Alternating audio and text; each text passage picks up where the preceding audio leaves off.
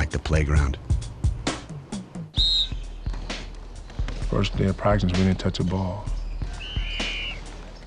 Second night of practice, we didn't touch a ball. There's more to playing basketball than shooting a basketball and dribbling it. I could tell right away he was like my mom.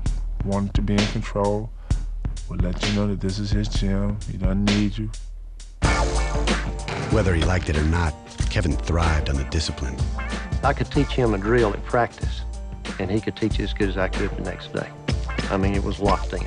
I just had this mentality that I'm a kid and I'm here to be seen, not heard. You know, that's how my mom taught us to be. But he could not hide his talent. As a freshman starter playing against boys 2 and 3 years older, Kevin averaged 13 points, 14 rebounds, and 7 block shots a game.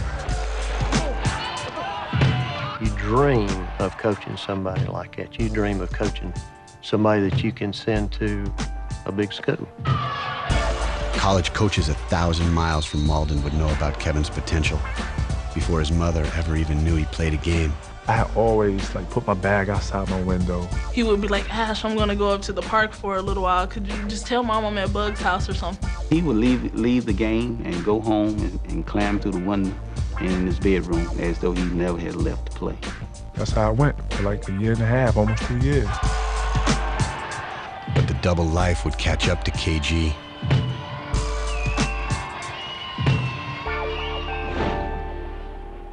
His newfound celebrity would make him a target.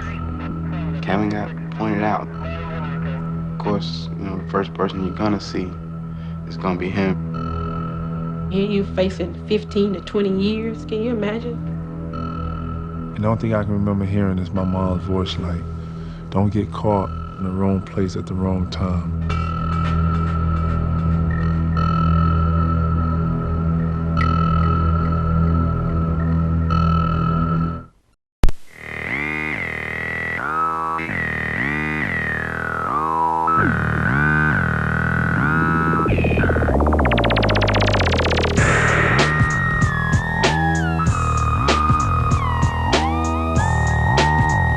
Kid is known for his game face.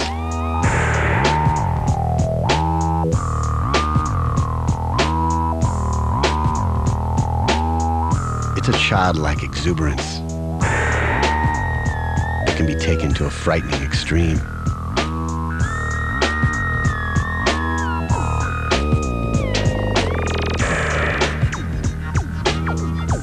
But Kevin Garnett began his basketball life as a much different player.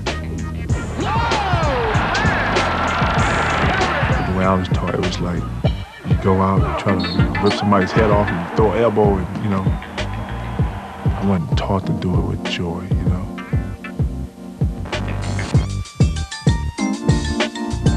In 1992, KG was a freshman playing on the varsity team for Coach Duke Fisher in tiny Malden, South Carolina.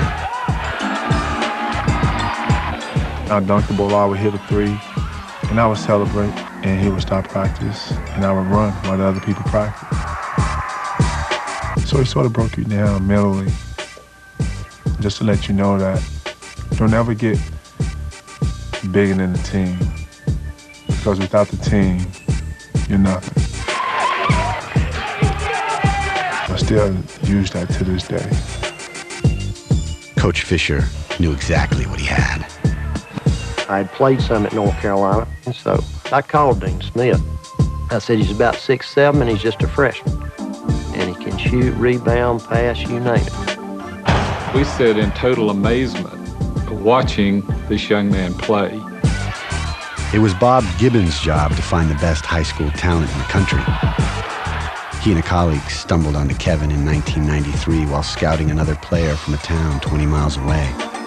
We met with Duke Fisher. I said, I think Kevin's a junior. He said, no, he's just a 10th grader. And that made it all the more amazing what he was able to do. Well, I thought he had an all right game. They thought he was fantastic. And they invited him to Nike camp. That was his sophomore year.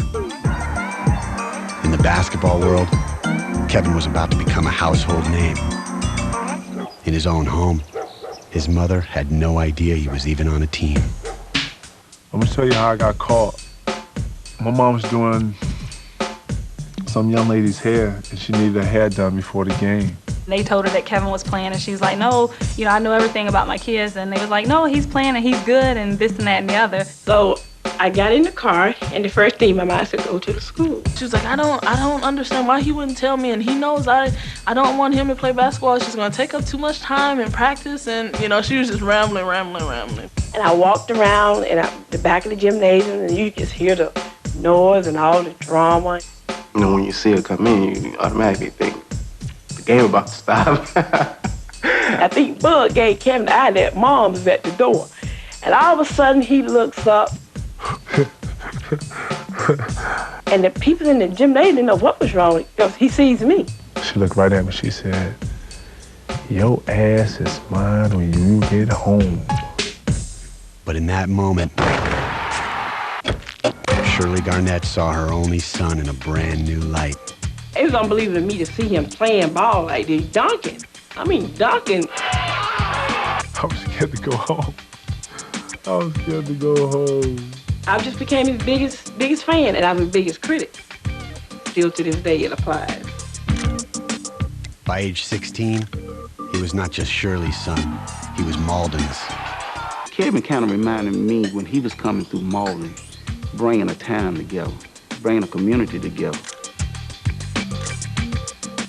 It was more than the whole town of Malden. It was the whole county of Greenville, and it spread to the whole upstate, really. I mean, he was known by everyone. Kevin was a complete unknown in Indianapolis that summer. He accepted Bob Gibbons' offer to attend the Nike All-American camp. Kevin walks in, and I start laughing. I said, hold up, man. How you gonna give me this cat, man? He's like 6'10" and super skinny. And I grabbed his forearm and said, what's this? From Malden, South Carolina. As a first-year coach at the camp, William Wolf Nelson was given a low-profile team to compete in the week-long tournament. It was the year Allen Iverson came after he had been charged with assault back in his hometown of Hampton, Virginia. And that was the first time that a camp all-star game was nationally televised. He has the reputation of perhaps being Iverson the best had a reputation. Garnett made one in a matter of days. Garnett, who delivers to tie the contest. Kevin dunks on